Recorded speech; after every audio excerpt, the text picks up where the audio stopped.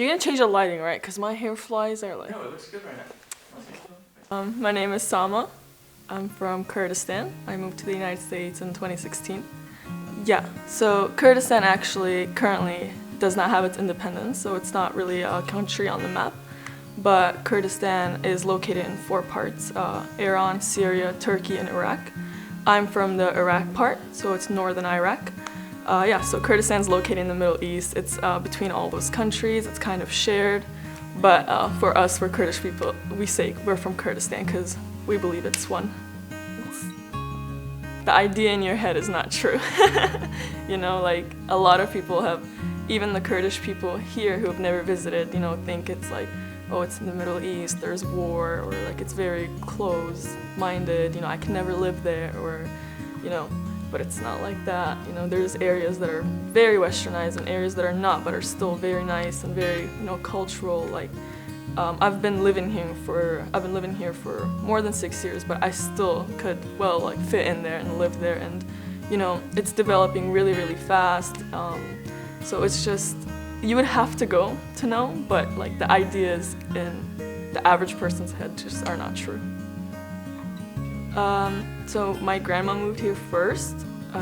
We were still in school, you know, we were figuring things out. We weren't sure if we were gonna move here. So my grandma moved here, and then a year later, all of us, so my mom and my 4 other siblings, we moved here together.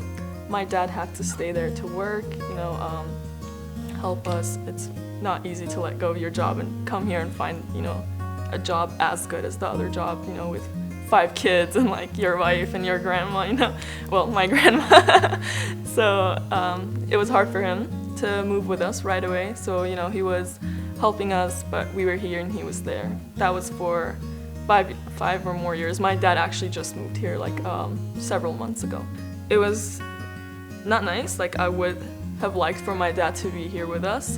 You know, there was a lot of times where I was like, oh, he should be here. It feels weird. You know, it wasn't like this for the last 14 years.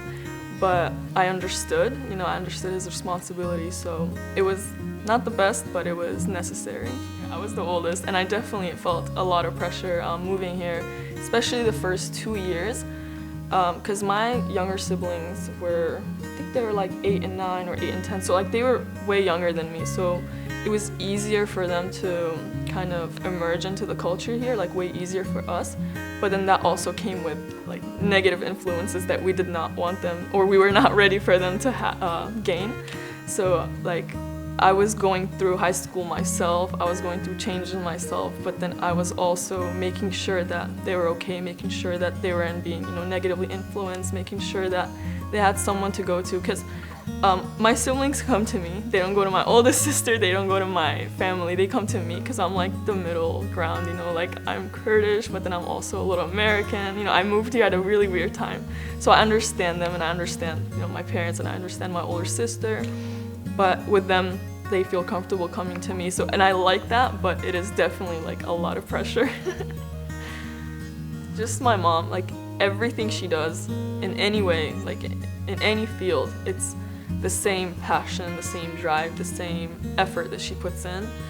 And I think, you know, that's really good. Like, doesn't matter what you're doing, as long as you give it your best, you will succeed. You know, she started off from a very different small field here that was very different from the prestigious job that she had, and she still made it, you know, one of the best things to be doing here. So her drive like really gives me motivation, like to be like her. It was a big decision, of course, because I left everything like behind, though it's still here. But I wanted the better like education for my kids, because this is the first thing. Of course, safer, especially I have 4 daughters and 1 son. So female life back in my country now is good, but I am not predicting that it will be better or be like America. That's the main 2 reasons, and I think they are great reasons. I love my country. I'm like, you can't say I'm patriotic. This is the most. Maybe my father and my mother, they passed away like 10 years ago. Maybe if they were alive, it was another hard decision to leave them. But so far, the only great thing is the major things that I miss is my country, my country. So it's something like you don't have kids, so it's like your kids. You love it. You can't leave it, but it's still always in your heart. Yeah. I'm really proud to be Kurdish, and I think a lot of people can tell just by hanging out with me. Like, you know, the flag is in my room, the flag is on my bag, the flag is everywhere. So it definitely means a lot to me. The summer before this one, I was very disappointed. I was not able to go back. I think it was COVID guidelines. So I was just home. I was playing video games, and I was like, you know, this is not it, you know. And I really liked watching the UFC and stuff, and just like fights with my dad. And so I was like, wait, why can't I try something like this? And then I start Googling, like, you know, what's the best martial arts for this or for someone starting? And I saw Brazilian Jiu-jitsu, and I was like, I wonder if Harrisonburg has it. I Googled it, and I saw Pressure Academy. And I went, like, right that day, because I was searching it in the morning, and then it was like 5 p.m. or 5:30 to 7 practice time, so I was like, I'm gonna go see what it's about. And I dragged my brother along, because I was really scared. I didn't want to go alone. I feel like I wasn't comfortable stepping into something so new by myself. I had never done anything like this. I had only played soccer, you know. So I walked in with him, talked to the coach. He was like, you can look for now, but then you can always come and join us. So the next day I went and I tried it. I tried it 3 times or 2 times before I enrolled. And right at that moment, I knew I was gonna do it forever. It's definitely male dominated, for sure, like all around the world. There's obviously moments where, you know, the guys are like trying hard, or like, you know, how do you say it, like the toxic masculinity stuff going on, like, you know, or with you, or they try to, you know, be their best, but they're actually just being very aggressive and harmful. So you always see that going on. But at my gym, there's good amount of us girls there, so it doesn't feel like that. We're usually paired up with the girls, and even the guys that we go against, like, they're just all very humble. I think this is such a humbling sport that at some point the guys realize doesn't matter who you are, girl, guy, technique is over everything. I think I say I was bored, but I needed something consistent in my life. I felt like, you know, I was just being stressed. Like, I had school and I had work and I had, you know, my family.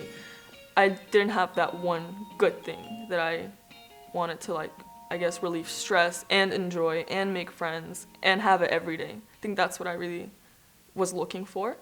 So, and that's what I got. Can you just like say like what that tournament was and how you got to go there and that type of thing? Yeah, so that was my second tournament ever.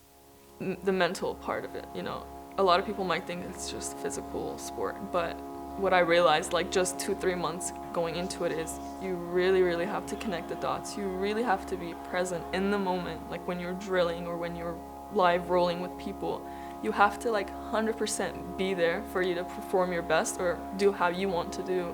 And, you know, a lot people might think that's easy, but it's not. Like, because you're constantly thinking about other things. If you're having a bad day, like last week, I was thinking about my assignments, and I was like, I should not be here, and it just, you know, messed with my whole performance there. But, like, ideally, you should, like, it's really hard. Like, you need to be in the moment, fully present, you know, ask questions. That's all you need to be thinking about when you're there.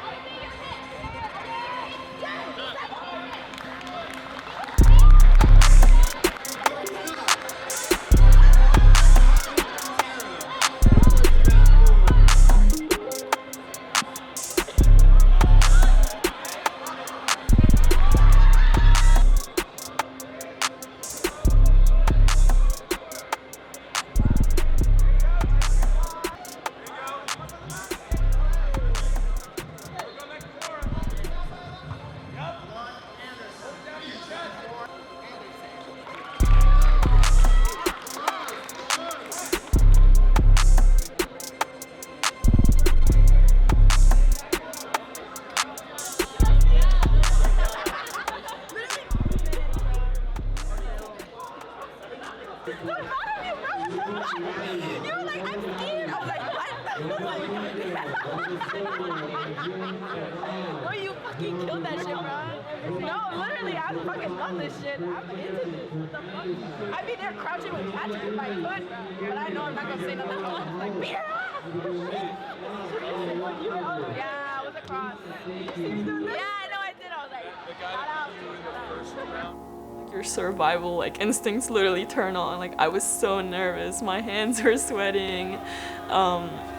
Like you forget a lot of things that you know, and then in the moment you you realize a lot of things that you've never realized. Like I realized, oh my god, I have no idea how this person moves. I have no idea what they're gonna do next. I have no idea how aggressive they are. I have no idea how much experience they have. All I know is what I know and what I'm able to like let out here. So it's crazy. It's very like, I was very anxious, honestly. It's such a crazy moment because you don't know how you're gonna react to it, and it's all in that moment when you're fighting. So you have to let it out right there.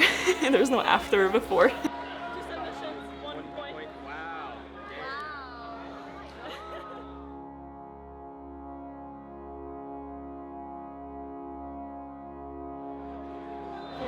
Yeah. You got her ass this time though. You got her. Don't let her get mount. Don't let her Can't get mount on me. No, don't let her. She pulls guard the same way as I do.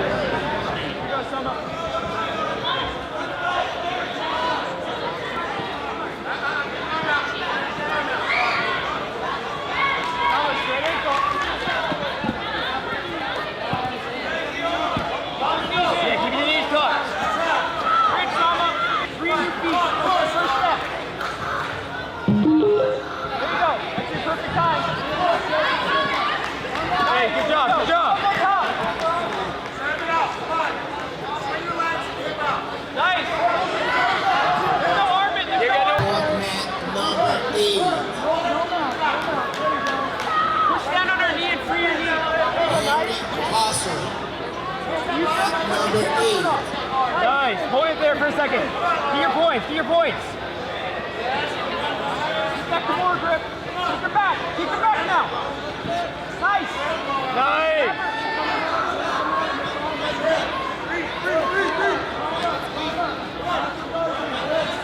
Turtle up. Turtle up. Turtle up. Don't let her get her hooks in. Come on. You got 26 seconds.